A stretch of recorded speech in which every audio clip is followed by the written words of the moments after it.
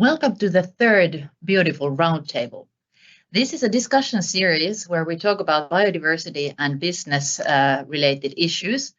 And it's organized together with Biodiversity Research Project and Ernst & Young, the consulting agency. And now actually for the first time, we have a proper round table. The previous discussions have been on the other side of that Ernst & Young inhabited. But now we have a proper round table, and we're pretty sure that they moved only to get us this table for the discussion.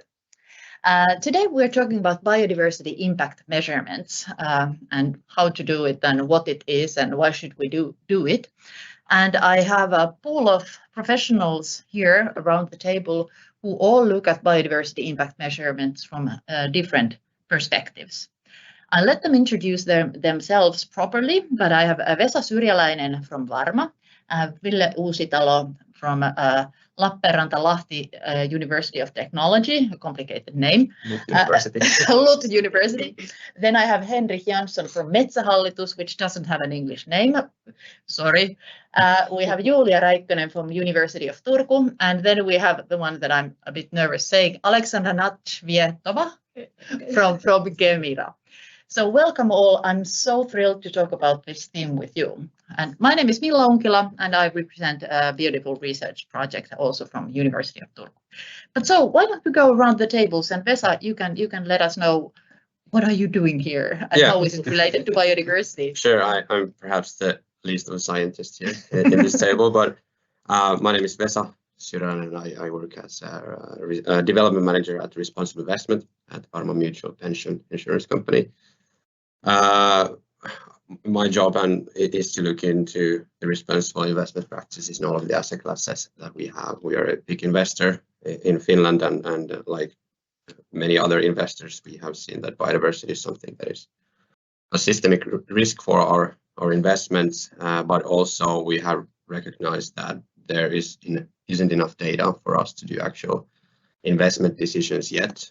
So we have to rely on a lot on assumptions and proxies and modeling, estimation, approximation, and that is like the key challenge for us currently. We want to do something, but it's mainly concerning the biodiversity risks currently and not the actual impact. All right, great, thanks. And then Ville. Yes, my name is Ville Uusitalo. I work as an associate professor at LUT University in a sustainability change research group. And my background is on environmental sustainability assessment of products and systems. And now I'm also working in the BIODIFUL project. I'm leading a work package which focuses on developing new methods and also applying methods and providing information about biodiversity footprint of different products. Okay. And Henrik. Yes, I'm Henrik Jansson, and I work for Metsähallitus. I'm the director of Parks and Wildlife, Finland. And you could say that biodiversity is something that we meet every day in our organization because we manage the state-owned land and waters. And for us, because we do, of course, our activity affects the biodiversity, both positively and negatively. For us, measurements is actually a very important factor. We want to know ourselves, we want to show our investors and our funding partners and so on that what are we doing, what is the effect, and so on. But at the same time, none of the areas we're working are isolated from the surrounding world. So we are also in a bigger context where we need to have measurements. Yeah. Juulia. Yes, my name is Juulia Räikkönen. I come from the University of Turku, where I work as a university researcher and a joint professor at the biodiversity unit, but my background is in business studies. I lead the work package 3 in the BIODIFUL project, which is related to biodiversity respectful consumer transformation. So I'm a consumer researcher and I look at the biodiversity impact measurement, therefore mainly from the perspective of consumers. But also I lead another project at the University of Turku, UMA project, in which we finance the biodiversity footprint measurement for the University of Turku in a very close cooperation with the University of Jyväskylä and use their model in that. So in that sense, as a University of Turku, we also want to be leaders in this development. Yeah. And Aleksandra. Yes, hello, my name is Aleksandra Natcvetova. I'm from Kemira. I'm an environmental management and sustainability specialist, and my background is in environmental engineering and circular economy. So since I joined Kemira 2 years ago, we've been working on assessing biodiversity, since for us as a global chemical company, it's important to understand our biodiversity impact, but also, as has been said, for business, it's important to understand also the positive impact that we can bring with our business. So we've been learning a lot in these 2 years, but there's still a lot to learn, and that's why I'm here too. Great. It's good to have you all here. And now we only have to figure out what is biodiversity impact measurement, beginning with the thing, what is biodiversity and what are we actually measuring when we're talking about biodiversity measuring? I think maybe Ville, you would be the best person to answer. What do we measure when we talk about measuring biodiversity? It seems like a really complex thing, this whole biodiversity thing. Yeah, and I think, it's indeed a complex question, and there are many ways how we can measure it. I think others at this table can also bring other metrics, but when we are talking about products biodiversity footprint, I think the most typical unit is PDF. So if we are producing something, how many species or what's the share of species that will die to extinction due to this production? And usually, of course, the numbers are very small if we are talking about one product. And that number can be also converted to how many species are lost due to some operations. But then there are also other metrics. Some are more related to area. So we are somehow impacting land area that is under utilization of our production or company. And then there are also many methods that are using like unitless indexes. So they are just can be used for comparison of different products. They don't necessarily have a unit, but you can compare between different options. So it's a complex field, and there are many also other metrics that are used. How do you see if you do some sort of biodiversity impact measuring? So what units do you use, or what are you measuring when Metsähallitus is measuring the biodiversity? What are you measuring? Well, we are measuring, of course, very physical things. How much do we do restoration and so on? And that's so we measure both the positive, what is the positive impact, and then we measure also, and we are actually developing now how should we measure more and more what are the negative things. We are also working with procurement, and there can be a long value change that we are working with. We need to look into this, and I think that the main aim is to have the balance calculation. Where is what is under the line, so to say, afterward, and we should be positive in the. That's what our government is also talking about nature positive. What's the unit that you use? You said a positive impact. So he said that it's species being extincted. That's not a positive impact. So probably that's not the unit that you use to measure impact. But what is the unit? What do you measure? It's like number of trees or number of species, or it's mainly we base it on both number of species. But also, if you do a restoration work, for example, we restore, then we monitor it afterwards and see how are the targets, because we always have a target. We want to do something for the ecosystem. So we are measuring it and monitoring that are we getting the right targets that we are wanting. And then if you don't get them, then you have to adjust, of course, your activities. But that is, of course, the problem is that the processes are complex and very slow. So the indicators can be very far away when we get. But well, one clear indicator that you have read about this year is the Arctic fox. Yeah, we have done it for 25 years, and now we have the first indicator. We have nesting Arctic fox in Finland. Yeah, maybe a little bit making it simple, but that's the way we look at the positives. Yeah. But then on the other hand, as Ville said, that we also look at how our work when we do the restoration. We procure it from our operations and so on. What are the negative effects? How many extinct species are extinct and so on? Yeah. And the idea is that afterwards the total should be positive. Yeah. And how about Varma? You said that you don't actually have the data. So what type of would it be practical for you to see like a land area or the extinction risk, or what type of unit would would benefit you, or what would you be interested in seeing? I can invest in this company because it doesn't kill any bunnies. Yeah, it's a difficult question. Like I said, it's mainly revolving around the concept of biodiversity risks for a couple of reasons. That we are investing in companies, so we actually need some kind of data about that company's actual effect on the surrounding environment, which is not readily available anywhere. There are a couple of companies that do report that kind of data, but still you would need to do deep dives on individual companies. And when you look at our portfolio, we have, I think, in total 20,000 individual names and companies in our portfolio. If we want to have data, usually we're looking at listed companies who have some kind of reporting regulation going on, and they would need to report some kind of biodiversity related information. So if we would like to look at our total portfolio biodiversity risks, we are looking into industry data, looking at specific industries that are more at risk regarding biodiversity. So for example, textiles and mining, forestry, for example. And then we try to combine then that with geographical data. So looking at if the companies are actually working in sensitive areas to have this kind of scope of potential impact and potential risks concerning that company.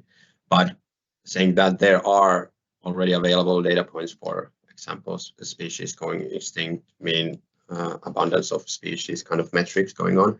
But I think the overall challenge is that, like I said, we are not scientists. We don't really understand the metrics. They are in many cases black boxes, and then when you have a portfolio manager that wants to take biodiversity into account, climate change was, I think, difficult enough, but suddenly you have tens of different metrics that can be really localized, or they can be global, and then you are, even if the company reports a value, it can be on an absolute measure. You don't have in where you can compare it to. So you're in a place where you have these metrics going on, but you don't really understand what to do with them, and that's the key challenge for the impact data.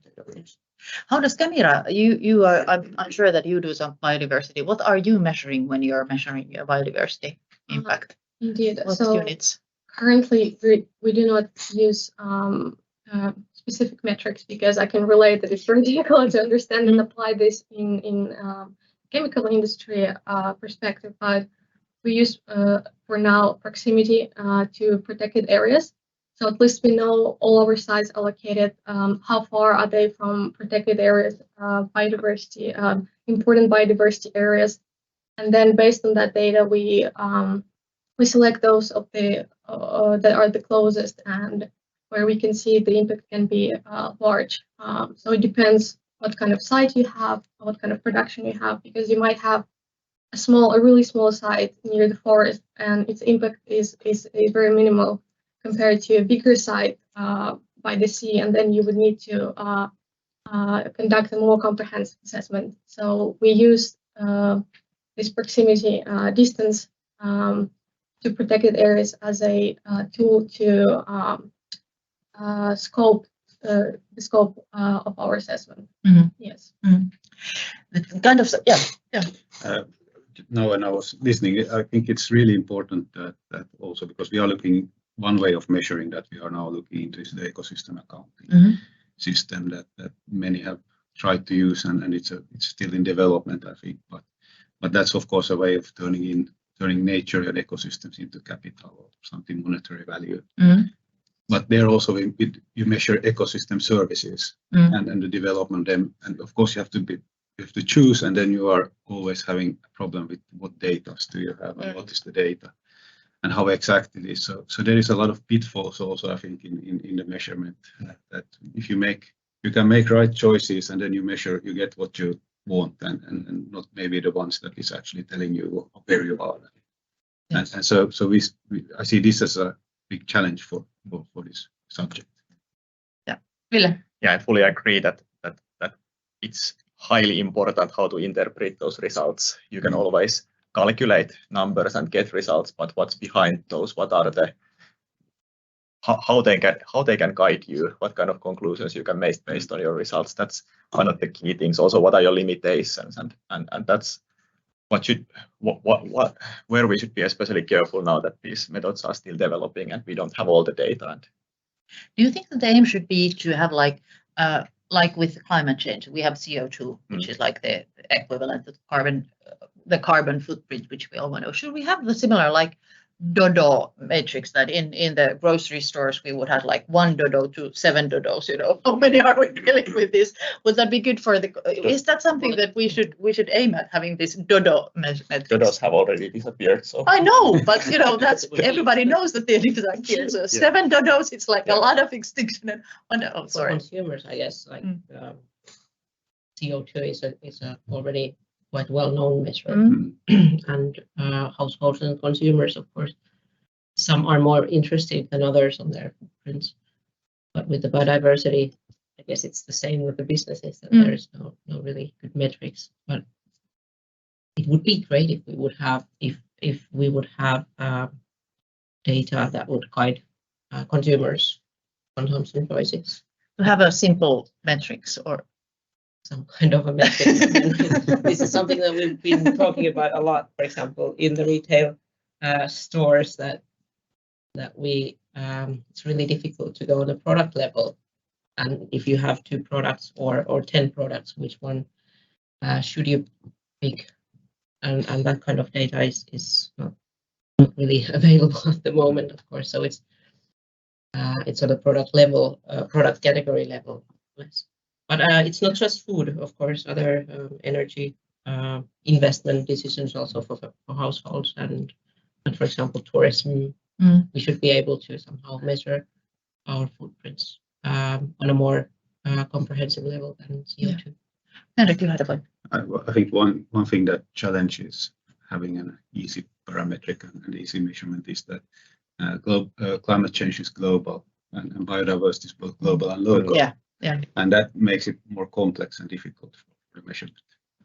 But it does also make it more close to us. Yeah, that's also true. Yeah, that's also because we are kind of responsible for our biodiversity and our decisions impact our backyards in that sense. Yeah, somehow the climate change, the consumers can easily think that it's somewhere else. It's not really us, even though it is, of course. Yeah, and there's been a trend in the financial industry regarding ESG data, so that everybody wants to provide an aggregated metric that tells you everything, if it's good or bad, which isn't necessarily a good thing, especially for biodiversity.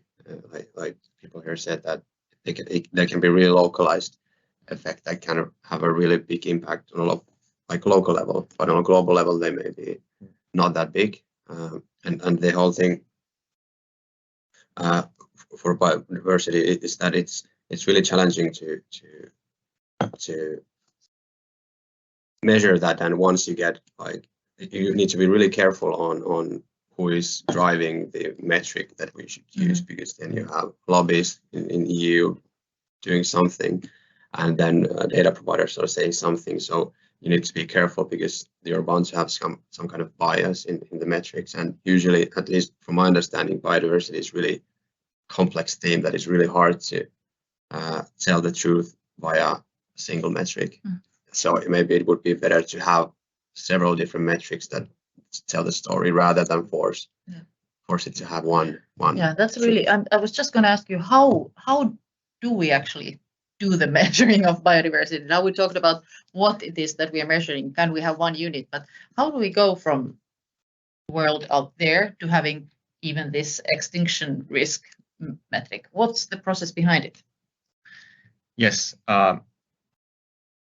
You can say what you were going to say before I interrupted you. I was just saying about the metrics that I agree that it would be maybe nice if we have, for example, for consumer products, if we have one unit that's comparable.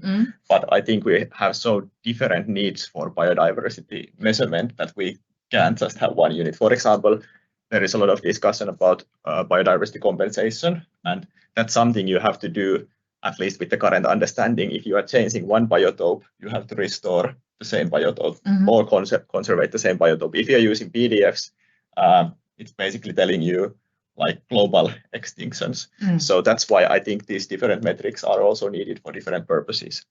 How this measurement of products is usually done is that we know that we have different drivers for biodiversity loss, like land use change, climate impacts, direct exploitation of species, invasive alien species, and also those other pollutants and other causes. And there was just a new paper by Damiani et al. This year published where they compared more than 20 different methods that there are available, and none of those methods really like captured everything. So most of them are focusing on land use and climate, and those other drivers are like water consumption is quite often there, and maybe some eutrophication, but other drivers are more or less missing. And how this calculation with land use is then usually done, there are also differences, but usually we have three things that matter. Like one is how much land we actually need, how many square meters.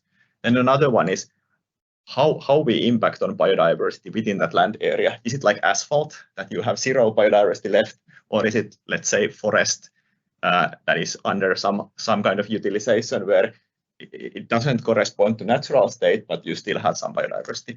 And the third factor, if we are measuring global biodiversity loss, is where this land use is located, because we know that when we are close to equator, we have much higher biodiversity than towards poles. So usually somehow these three aspects are taken into account, and that leads to an approximation of how many species are lost due to our land use. We also know from climate change that if we are producing CO2 emissions, how it's impacting on global warming, and how this factor then is impacting on species. Of course, it's not.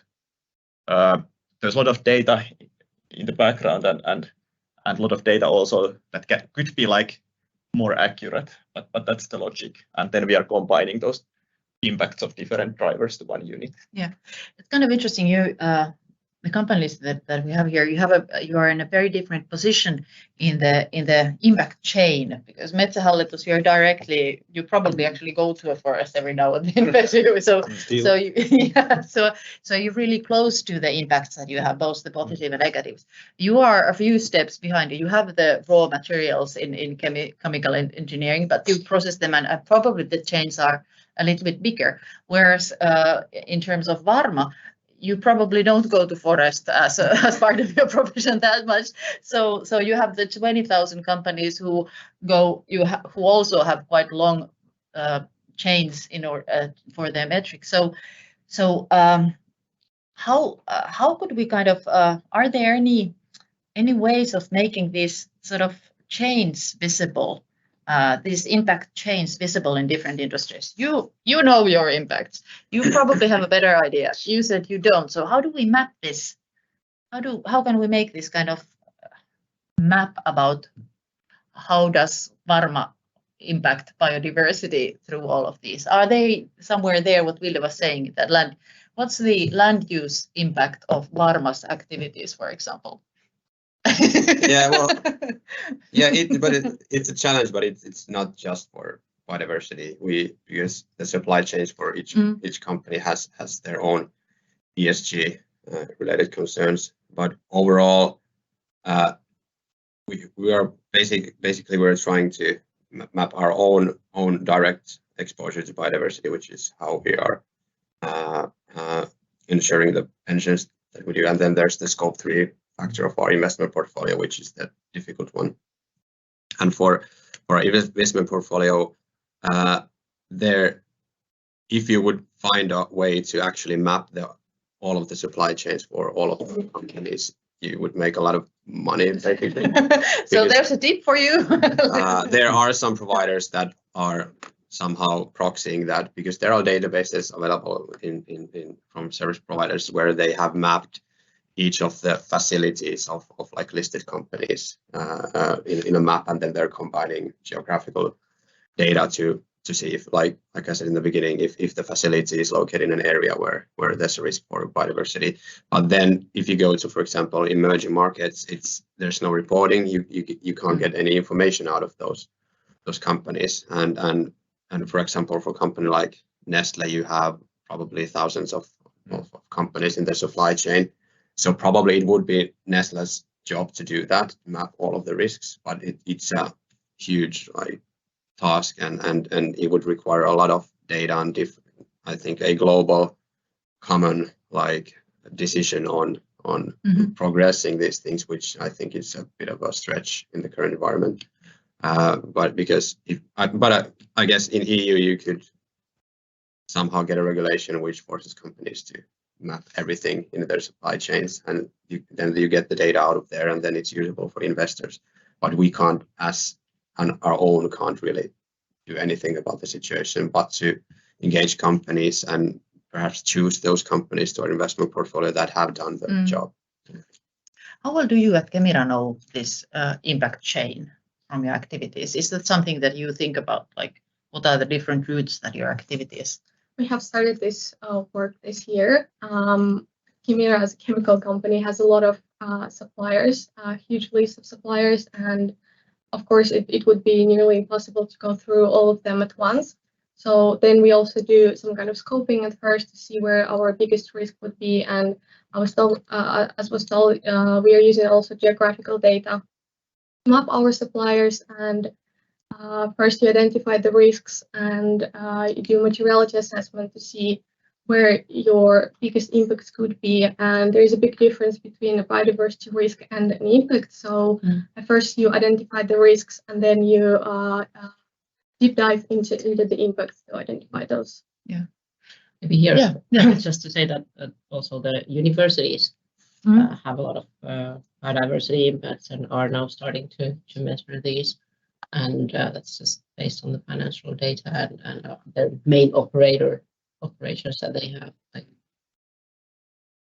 the real estate and the energy use, how much we as researchers travel, what chemicals our laboratories, for example, use, and so it's basically the same kind of and that's already been done in many universities, and also now we are doing the University of Yes, just so the picture is not too rosy for us. I have to say, it sounds really easy for us, but actually when you start looking a little bit deeper, that we have also long supply chains. We have big tools going out in our areas. We have clothing. We have a lot of quite big operations.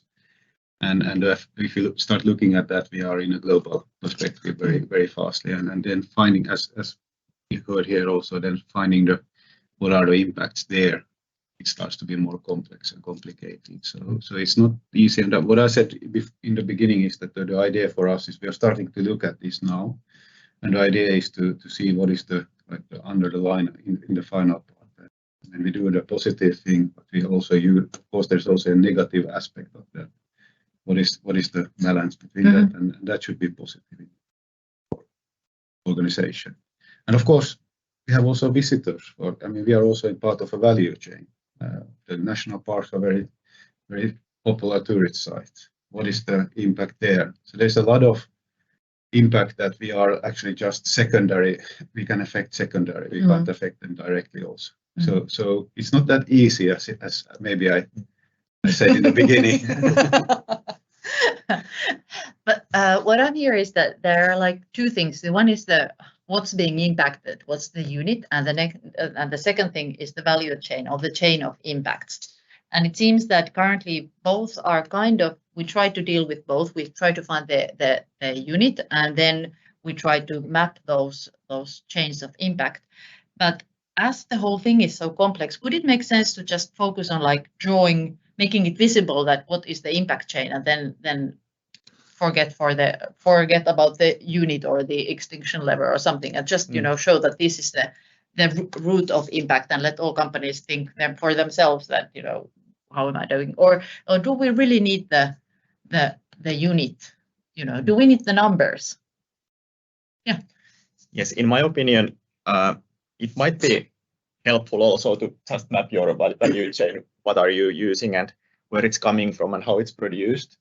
But in my opinion, these life cycle methods that take into account the whole value chain and can measure what's the biodiversity impact of different life cycle stages, even though the metrics are not perfect, they can still show you what are the possible worst processes, or what are the possible regions where you have high impacts, or what are the the parts of your value chains that have the highest risk.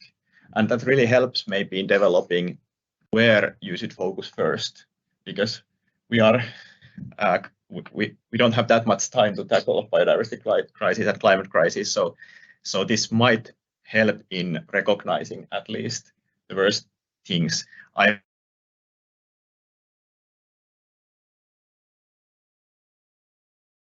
And usually always the discussion starts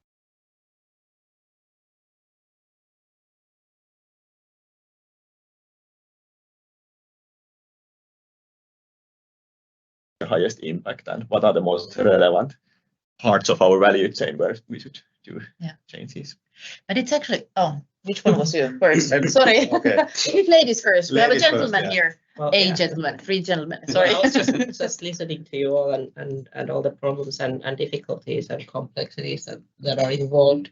And that's of course true, but I just think that a lot of you said that we are just starting, and that's an important thing, that we are starting. And even though it's not a perfect model and perfect measures, that we are starting to do it, and we develop our processes and our understanding from data to information, knowledge, wisdom, maybe at some point. And so I think that's just very important. Yeah, just to do it. Yeah. Yeah, I totally agree with both that talked before me, is that we need to have some kind of quantifying method, some kind of metrics, because one thing is also to being able to prioritize, but also to have an ability to follow trends, to see how because we need to do better, and then we need to have something to show us and measure, are we doing the right things, and then we need I think we need some metrics there to do that. Do you really think that it's necessary to have the metrics? Because there's a lot of effort going on in all of your organizations towards developing the perfect way of measuring the biodiversity. But when we have the perfect measure, it's what's happening out there is still happening, isn't it? We just measure it. So somehow we should be able to reverse what's going on out there. So is the metrics really that important that we should put all our efforts into developing it, or could we just start protecting nature without having the metrics? Stop raising that much cattle, which we already know is not very good. Stop eating food. So is having the metric really worth the effort, or could we maybe already start doing stuff before we have the perfect metrics? Yeah, Natalie, you had a question. Aleksandra, Yes. sorry. I would like to cite my colleague who said what we can't measure, we cannot manage, and that's really true. So as you said, also we need to follow the trends, and if we're not able to measure the state now, we'll not be able to see how it's going, and we won't be able to measure our also positive impact.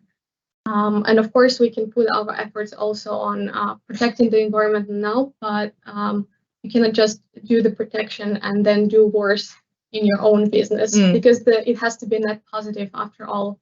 So you do need to know, you need to have some kind of numbers to follow how you're doing and where you can also improve in which areas. So it might not be relevant for all the companies, or the metric is not going to be just one.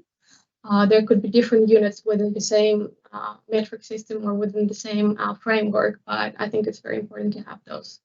Yes. Just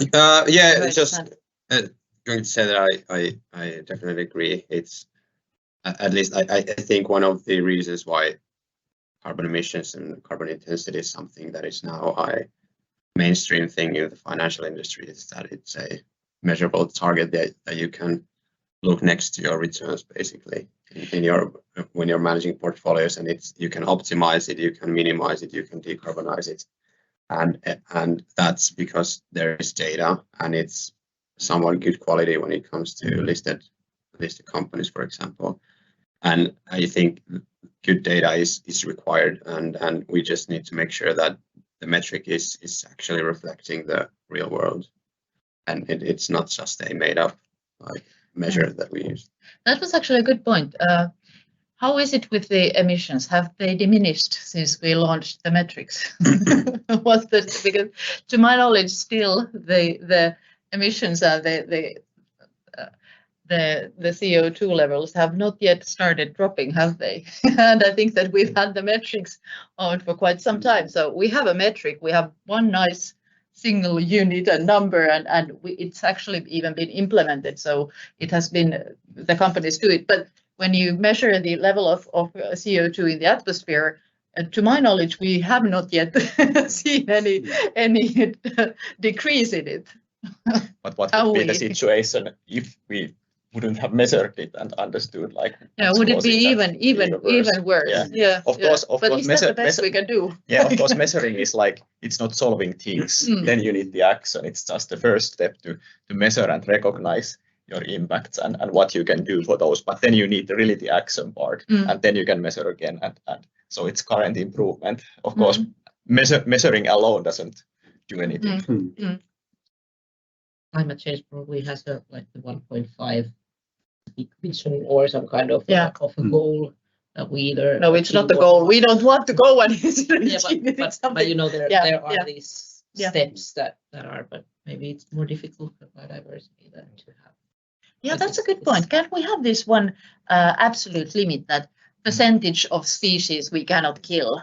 The problem is we don't know the number of species, or can we have that kind of that level? Yeah, there was actually this year, I think it was this week, when these new planetary boundaries were published, and if I remember correctly, they are measuring biodiversity as extinction per million species year. So it means that when we have million species, and within 1 year some part of they die to extinction naturally, and this natural extinction rate has been assumed to be something like 1.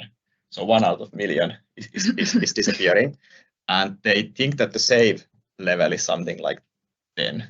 Of course, they say that there is a lot of uncertainty, and now we are somewhere, if I remember correctly, over 100 species.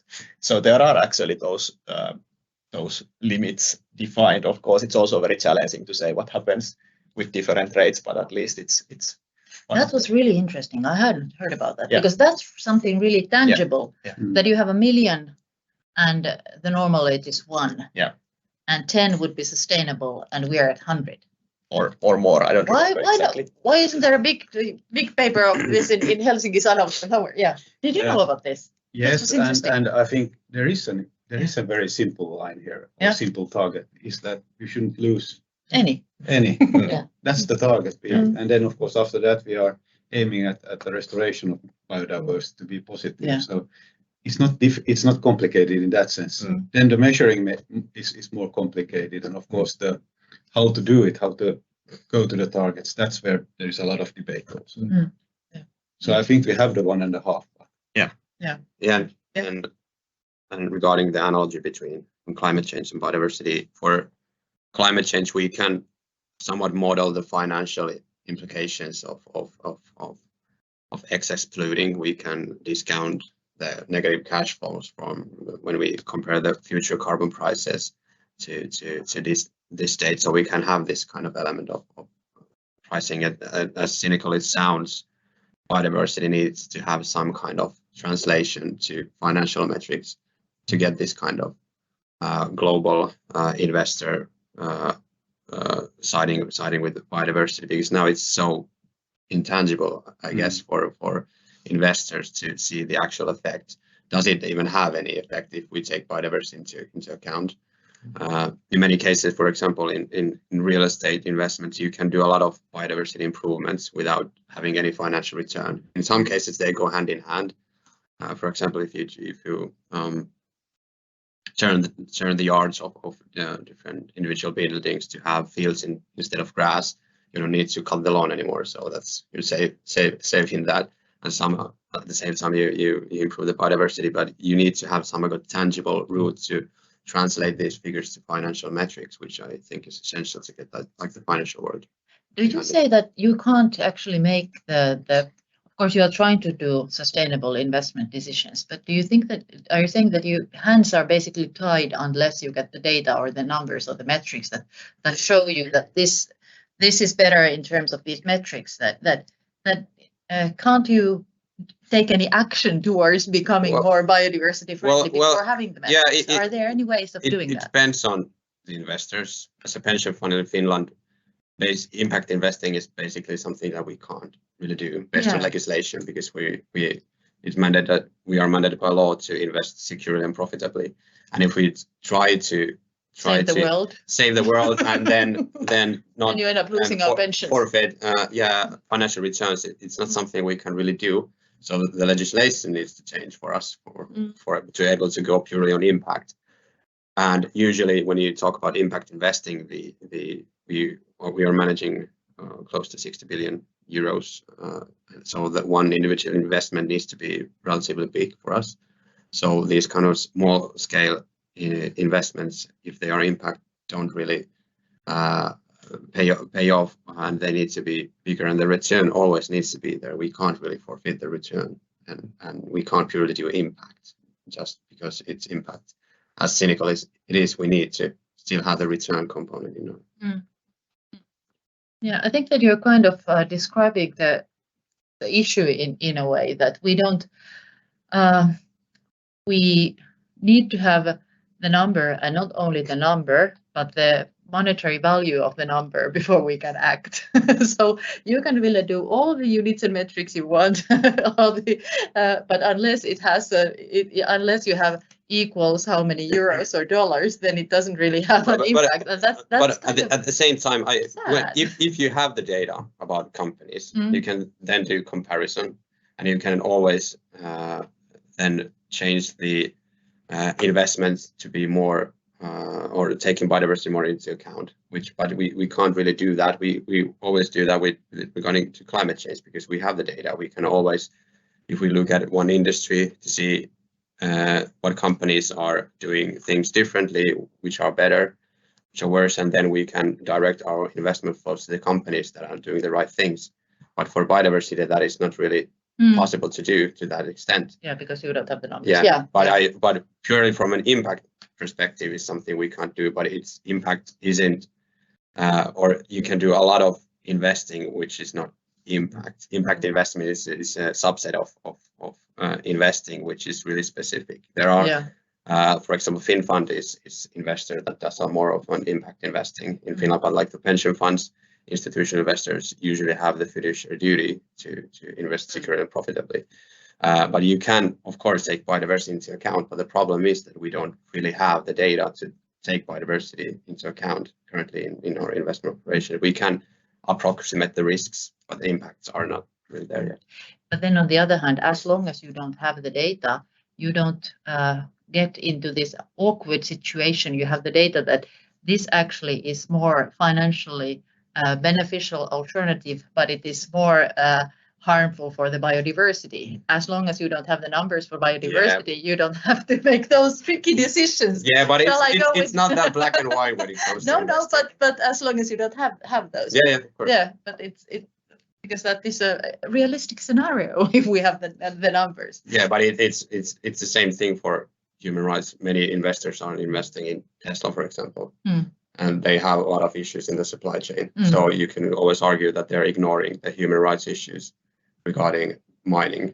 But on the other hand, some are saying, okay, they're changing the world and saving everything. So it's always a gray area.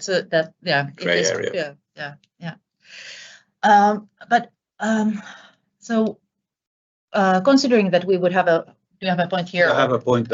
I'm always optimistic. So I believe Varma will get the numbers because we have the Dasgupta. After the Dasgupta reports, there is a lot of development in this part now, and UN and many bodies are trying to make global numbers here and actually create the kind of a monetary value of ecosystems and so on. So I hope and I believe that in the future Varma will have numbers also here. Yeah, and for example, this week the 1.0 version of TNFD, which is the task force for finance-related disclosures, came out. Yeah, which is a great thing because then we want to have standardized data from companies, and that is like the key thing. Without the standardization of the data regarding biodiversity, we can't really do comparison between between companies within industries to see which are actually doing things better than. Yeah. So now we have the use for or the benefits of metrics for investment companies, and I think that through that there would be a big positive impact if the money would go to the worst companies. That would be better. But then in terms of consumers, how useful could those metrics be in terms of consumption? What would be the use of metrics for? Do you think that it would have an impact? Well, quite often consumers think that one consumer does not make a difference, and that's of course true. But if we think about the CO2 emissions, for example, more than 70% of the global CO2 emissions come from households. So there's a lot of individuals, a lot of consumers, and some consumers are more sustainable than the other ones. Some take into consideration the metrics and are interested in these ones. But then again, we know that some consumers might even not consume products if there's a label vegan, for example. So consumption is always like related to identity and values and things like that, of course. But if I could be optimistic as well, I really think that in order to, because we know that these are not black and white, and something might be good in one sense and then have other kinds of difficulties, challenges. So it would guide consumers, because now it's really easy to the consumers, for example, say that, okay, transportation, we transport, and then we know that transportation with products is not really the problem. It's mainly the production. Ville has told me. So there's a lot of misinformation related to consumers' choices as well. So I would say that we need more information. Then, if we have the information and knowledge, but then is that enough for us to change our behavior? That's also difficult, and I think we would need different kinds of incentives and more like stronger incentives, even limitations, for example, or taxes or things like that. That would guide. We know that some people would like to have these kinds of tools to guide our decisions. Yeah, it's kind of different for companies, because pretty often when you have the data and you have KPIs, that actually does drive some change. If you measure something and it shows something, then I'm sure that Kemira, they react, okay, this metric is now going to the wrong direction. You do changes. And I think that Metsähallitus is probably doing the same. But I think that for individuals, you have a couple of different tomato sauces. You have basically, if you have the data, you just go with the one that you actually prefer. There are no such direct links that so in that case, I think that the companies have a very strong, they're drivers of the positive change. Hopefully, maybe it's easier to get them aboard than consumers. Whose responsibility is to produce this data and to implement the data and use it and communicate it to consumers. One problem is the availability of data. So it's very hard to, when you are standing there looking at the tomato sauces to actually get information what is more sustainable than the other. Okay, so it is important to have the unit and to have the data, but is it so important to wait for the right information, the full data, so that we have everything properly accessed and sorted and prioritized before we can do anything? Because if I understand correctly, we are kind of on a deadline here, a literal deadline. So what can we do now, even before we have the perfect metrics or the perfect mapping of the impact systems, or so how risky is it to start doing things before we have the perfect metric system? Should we just, or you can pick any point of that outburst you want. So do we really have to stop and wait until we have perfect data? No. That's a good. I mean, there are low-hanging fruits, of course. I mean, invasive species. Don't bring invasive species into the country or into your neighborhood. Yeah. Don't use them in the garden. Store. Yeah. So that's we have these very simple things you can start doing, and we should be doing it for a long time already. Yeah, because I think that many companies are kind of afraid that before they have the perfect metrics and perfect systems and perfect KPIs, that they don't dare to do anything because they think that they're doing the wrong things or they're not doing right things, or that people think that they're hypocritical if they try and they fail. Is that something that you've encountered in Kemira? How do you have to have the solid absolute facts before you can kind of try to act? Yeah, I think that's important when you have a solid data. If you have a background data that is, and you create some metrics, or I think it's important for targets that you have a data-driven target that you know how you can improve, actually, that you can prove that you are improving and you know you can achieve it in the future. But with biodiversity, I think you can act already now, and you can do it in many different ways. For example, you can motivate your suppliers to even think about biodiversity, and that will already bring some effect. So you can already think how you can improve biodiversity at your plants, production plants. So even though you might not know all the biodiversity metrics and everything, but there's still some projects that you can do, and you know that they will have a positive effect. So there's like no let's say no risk in those. So you can already start now, and meanwhile you're doing this important work of understanding those metrics and doing the measurements. So yeah, you can do both. Yeah, Ville. I fully agree, and I think quite often we are discussing that we lack data, but on the other hand, we also have a lot of data already in many aspects.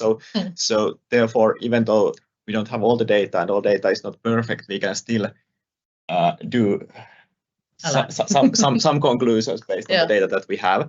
And I know that there are maybe challenges with in companies to decide which metrics to use or which methods to use. But in my opinion, most of the methods, they require similar initial data. So if company starts to gather this data, and if they choose now to use one of the methods, it's not that, in my opinion, not that challenging to change to another method later on if it seems to be better or if there are improvements. So I agree that starting to act now already is very important, even though the methods are not perfect in all aspects. Yeah, better. Yeah, and for example, you can already take into account the industries, if they're risky or not, regarding certain companies, and then looking into if there are any, let's say, biodiversity related controversies within the company. You can steer away from that company, or then you can go and look at if they have a biodiversity policy, and these kind of different kind of like low hanging fruits in investment decision making processes you can already utilize. They're not perfect. And for example, in climate change, CO2 emissions, like 5 years ago, it was the discussion that we can't really report these figures out because we don't have the data, underlying data, and companies don't report, we can't do this. But the current standard for reporting financed emissions, for example, is recommending that you also provide a data quality score at the same time. So you provide the absolute level of your emissions, but at the same time you provide a score on how good quality the data is. So the reader can then approximate how good quality it is, meaning that if it's 1, it's perfect reported data which is verified, and the 5 it's fully estimated based on industry data. So this kind of idea could be usable in also for biodiversity, is meaning that if you don't have something, then approximated, or in our case, if we can't get the data from the company, we should have some kind of a tool or a basis on how to approximate the data, so we can then utilize that. And if we want to disclose something, we need to disclose the data quality also at the same time. Yeah. I think that let's for the end of the session, I have one question for all of you, and let's envision that we live in a time where we actually have this dodometric. I just decided to name it dodometric. We have CO2 metric, we have carbon footprint, and then we have dodometric for the biodiversity risk. So we have one perfect way of measuring biodiversity impact and providing one nice, handy, easily rememberable unit for it. So what does it change? What would be the main benefits of that type of? How would the world look different if we had this perfect metric? What areas? And let's go around the table And we can start with Vesa. And if somebody else has already immediately the answer, we don't have to go around in order if somebody wants to have more time and somebody's free. But Yeah. So basically, if we would have, if we were in a perfect world, we had dodometric. Yeah, one metric that tells you everything. What would be better? Well, basically, we could then more efficiently steer our financial investments to investees that are taking biodiversity much more better into account, meaning that we can set goals for our portfolio. We can de-invest from the companies that are performing worse and invest in those that are performing better.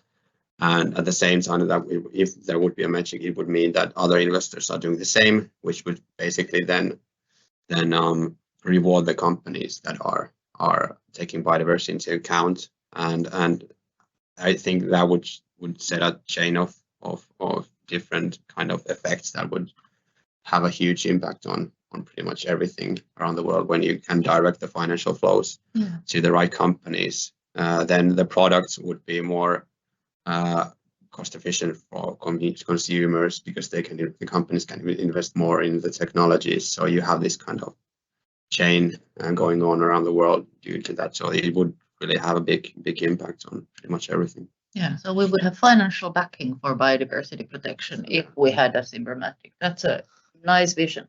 Ville?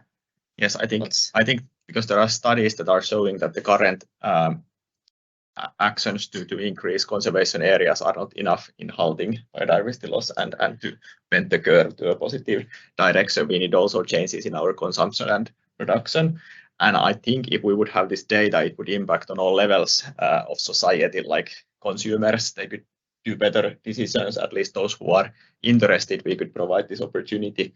Also companies, it would be one metrics to steer their operations towards more biodiversity respectful future. And also I think it's for the policymakers. There could be taxes, for example, for very harmful products and so on. So I think it would impact on all levels the same way as perhaps CO2.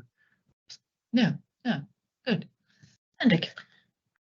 Yeah, I would say the same as Ville said, that I think that you're not talking a lot about 10% and 3% targets in EU and so on to protect the areas, but actually as important is the 70% is outside. And I think that's where the big effect will be. So I would hope that if we had this dodometrics, is that we would have living a world where all the planetary boundaries, the meters would be below, inside the donut, so to say. Yeah. And we also wouldn't have any more the problem of greenwashing. And so but I hope that will be a near future, because we are on a timeline. Yeah. Juulia? Well, from the consumers' point of view, I think the Dodo metrics would of course be good. We already know that the traffic light system for Vesa, for example, works quite well. Guides decisions, but it's also the retailers, for example, not offering us unsustainable solutions. So it would be more difficult to get them. So that would be important. But I think the consumers can already do a lot of things. They can just simply try to consume less, which is of course the main. It's also cheap. Yeah, it's cheaper, but avoid consuming, for example, meat products and fast fashion. Limit their flying, for example. These are the things that we can already know. We already know, and we can already do, even if we don't have the perfect metrics. So try to be better and try to understand that sometimes less is more. Yeah, Natalia, what would be better in a world where we had the Dodo metric? I think from a company and industry perspective, it would be great to benchmark with our peers if we had such a metric. So how do we perform better, worse? What can we do? And of course, it would be really interesting for our customers, which could also look at this Dodo metric. And then this way, we could also select our suppliers based on that metric and choose those that are more biodiversity conscious. So I think that would be beneficial for the business as a whole. Yeah. Thank you for a very interesting discussion, and thank you for the listeners. You've listened to the third Biodiversity Roundtable which is a collaboration between BIODIFUL Research Project and Ernst & Young, the consulting company. And I've had with me Vesa Syrjäläinen from Varma, Ville Uusitalo from LUT, Henrik Jansson from Metsähallitus, Juulia Räikkönen from University of Turku, Aleksandra Natcvetova, I'm so sorry, from Kemira. And my name is Ville Hunkila from the University of Turku. And we hope you've enjoyed the Friday afternoon with us, or whatever time it is that you happen to be listening to this. And we hope to see you again at the next roundtable. Bye-bye.